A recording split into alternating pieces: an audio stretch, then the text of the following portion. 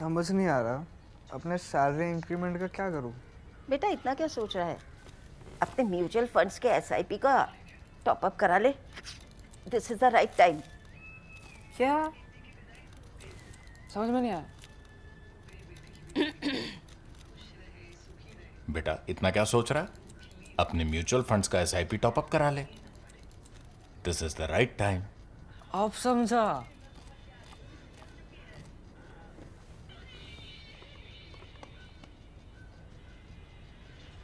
Mutual fund investments are subject to market risks. Read all scheme related documents carefully. Flying low, its path illuminated by the full moon glinting over the Baltic Sea, death arrived over the ancient city of Lubec before dawn on Palm Sunday, the 29th of March, 1942. 234 Wellington and Sterling bombers delivered some 400 tons of explosives over the town, including 25,000 incendiary devices and large numbers of 1.8-ton landmines. The explosives tore the copper and brick roofs from the city's medieval buildings and set their timber on fire. The gigantic firestorm which followed incinerated hundreds of people and destroyed some 15,000 homes. The commander of the Royal Air Force's bomber fleet, Arthur Harris, later wrote, I quote, "It was not a vital target, but it seemed to me better to destroy an industrial town of moderate importance than to fail to destroy a large industrial city." And that was that. Folk priests who cast the levelling of Lubec as retribution for an unjust war Germany had begun, their names were Johannes Prasek, Eduard Müller, Hermann Lang, and Karl Friedrich Stellbrink, were executed by beheading by the Nazi regime. We should always remember real courage, I think. Hi, and thank you for joining this episode of The Print Explorer. First up, I'd like to offer a special apology for not having made an episode for several weeks. I was busy dealing with a serious family crisis and had to take some leave. For those of you who wrote in to ask where I was, a special thanks for caring. I've started today's episode by taking you back to the Lubec firebombing because of the debates swirling around President Donald Trump's plan for Gaza. Trump has said in very Trumpian language that he means to relocate Gaza's Palestinians to some other part of the world and own and redevelop the territory they live on. There's talk of turning Gaza into some kind of seafront Riviera in return for the Palestinians being given good living conditions elsewhere. There's an enormous debate on exactly what Trump has in mind, which could be anything from the ethnic cleansing of Gaza to some kind of temporary relocation. Arab leaders are shaken, while Israel's Prime Minister Benjamin Netanyahu seems to be gloating. The thing is, as crazy as Trump's ideas might seem, they tell us something about history, particularly the history of war. For over a century, you see, great powers have been annihilating cities and peoples on a very regular basis. Lubec, truth be told, is what modern war is all about. Gaza is just the latest iteration of industrial warfare. The destruction of entire cities and of populations with no regards for the laws of war that governments talk so much about is the law. In case you haven't, do read the philosopher A.C. Grayling's magnificent book on the moral corruption that came to be embedded in all our minds because of the deliberate bombing of civilians in Germany and Japan during the Second World War.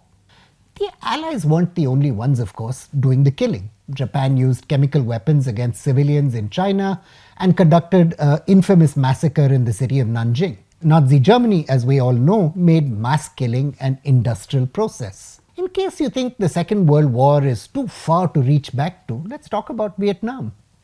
The Pentagon Papers, famously leaked by the analyst Daniel Ellsberg to the New York Times and then the Washington Post in 1971, established that barbaric air power was used to bring about what can only be called a genocide. Those papers are now declassified, by the way, and can be read online. You'll be able to find a link to that in the text version of this episode. Tens of thousands of civilians were killed as Vladimir Putin's Russia leveled the city of Grozny in its efforts to crush Chechenya's Islamist movement. As I said, this kind of destruction is the norm in war, not the exception. And look around. In Somalia, 500,000 plus civilians are estimated to have been killed in a civil war that has raged since 2009.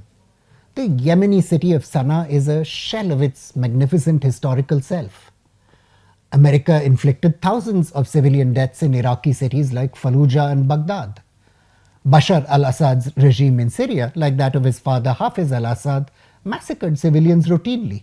The destruction of Gaza, my point is unique only in its specific details. Yes, in our part of the world, militaries have been relatively restrained. India and Pakistan, for example, have never bombed each other's cities and towns, though they fought several wars, and their armies have shown great restraint while operating near or in civilian areas. I can't help but wonder, though, how much of this is just a matter of means. What might the Pakistani military have done in Bangladesh in 1971, for example, if it had the resources to obliterate Chittagong by air or strafe the villages near Cox's Bazar? Who knows? So the next time you hear someone drone on about strategic, targeted, whiz-bang, pinpoint bombing, you should probably point them in the direction of what former United States Air Force Colonel Everest Riccioni wrote about the reality. That reality is mass death. And no, I haven't forgotten about Gaza.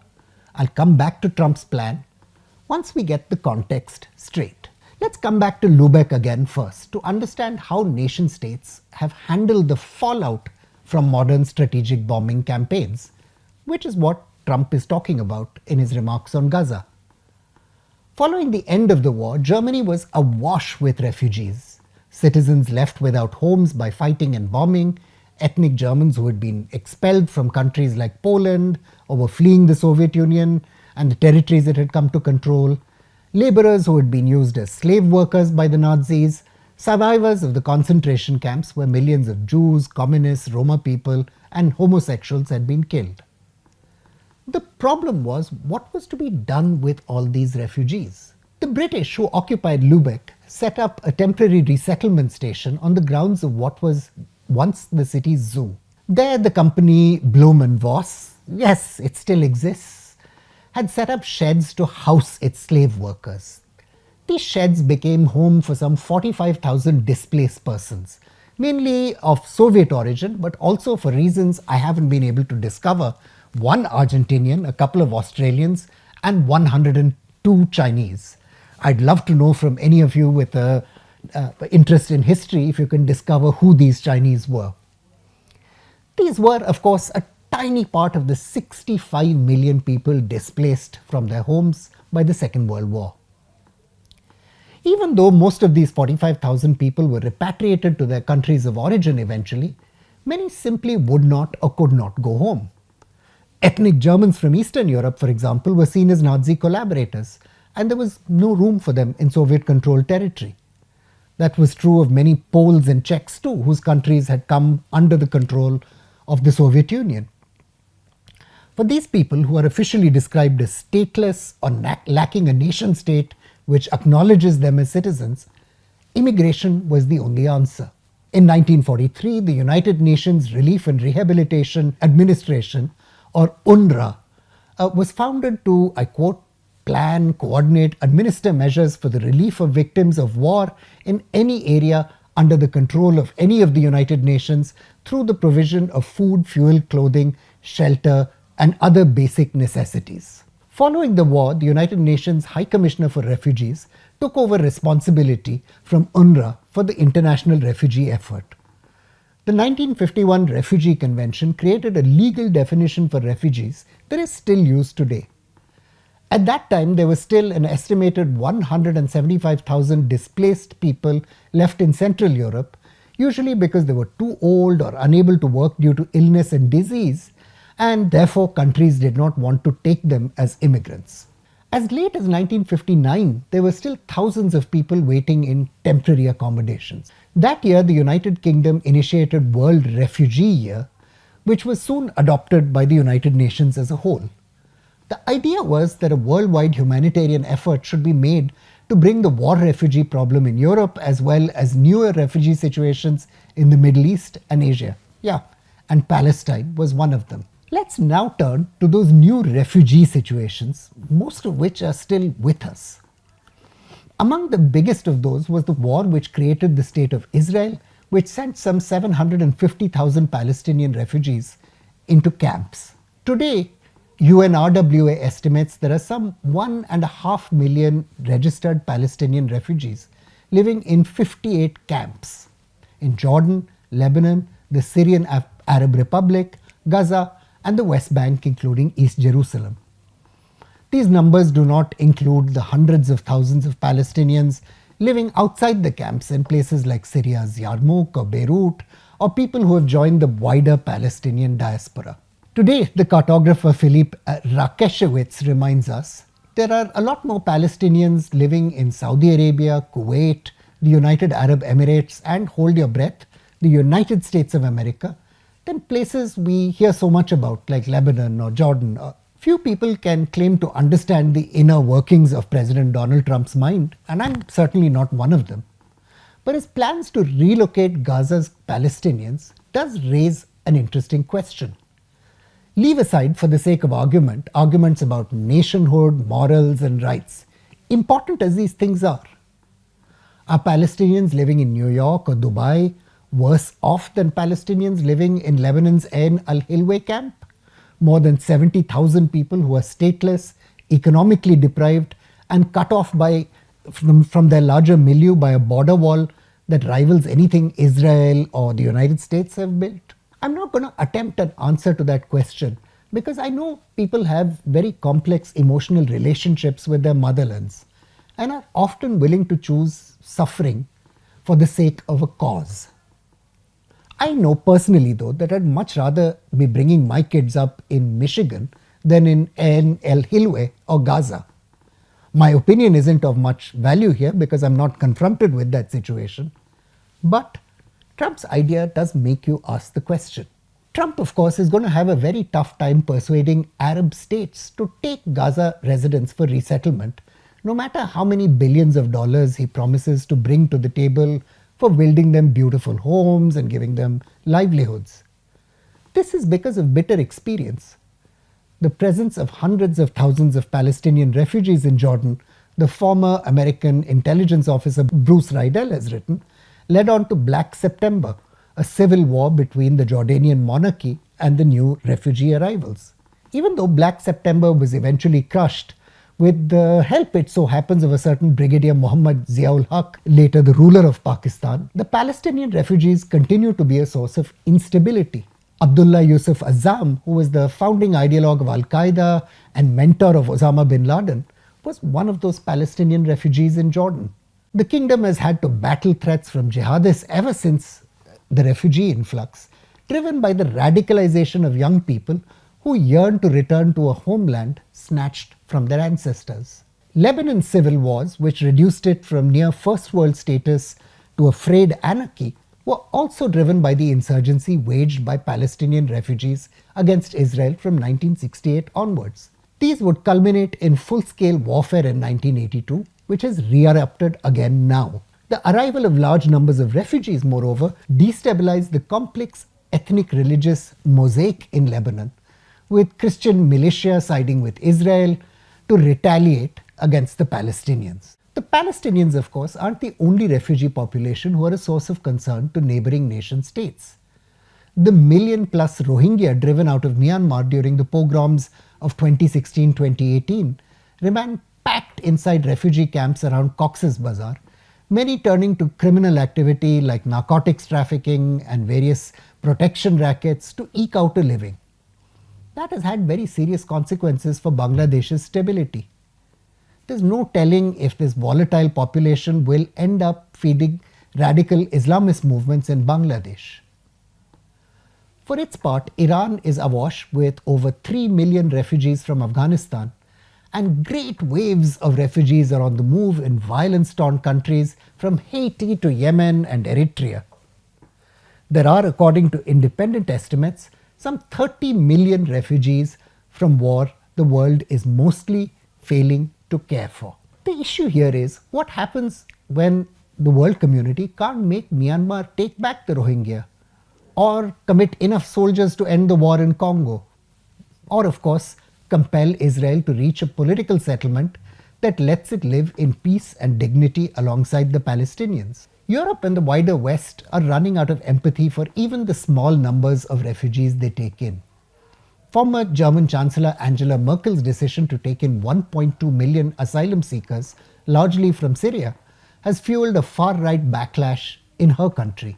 In the United Kingdom, the anti-immigration Reform Party is showing robust growth in opinion polls. Immigration helped power Giorgia Meloni to power in Italy, and of course Trump himself to office. Trump's motives for relocating civilians from Gaza are without doubt self-serving, probably driven by his ideological commitment to Israel.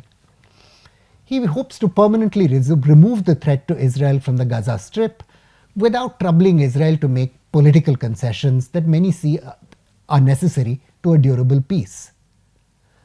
His proposal for the resettlement conflict, though, does raise the question: what is the humane way the world ought to deal with civilians at the wrong end of wars or even natural disasters?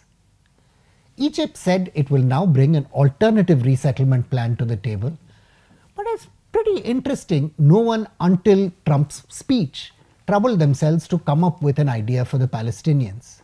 There's plenty of reason, of course, to wonder if resettlement is actually an answer, and we're in a part of the world that knows the problems firsthand. In a column in the Wall Street Journal, the writer and analyst Sadanand Dhume suggested that if India and Pakistan could swap populations, there's no reason something of the kind couldn't be considered in Palestine. The problem with that argument, of course, is that the relocation of populations left a legacy of bitterness and hatred in India and Pakistan. The people who were resettled went through enormous hardship. And of course, as some people have pointed out, if Palestinians can be shifted, there's no reason why that demand shouldn't be made of Israelis too. Even if Trump's suggestion that part of a nation be cleansed from its homeland is morally repugnant, the alternatives the world has on the table today, the misery of Ain al-Hilway or Cox's Bazar, are no less awful. The time's come, in my view, for a genuine conversation on the millions left behind on the losing side of wars. And if all Donald Trump's remarks do is to start a conversation on that subject, I think that might be a real gain. I'm Praveen Swami and I'm contributing editor at ThePrint. Thank you for joining this episode of The Print Explorer.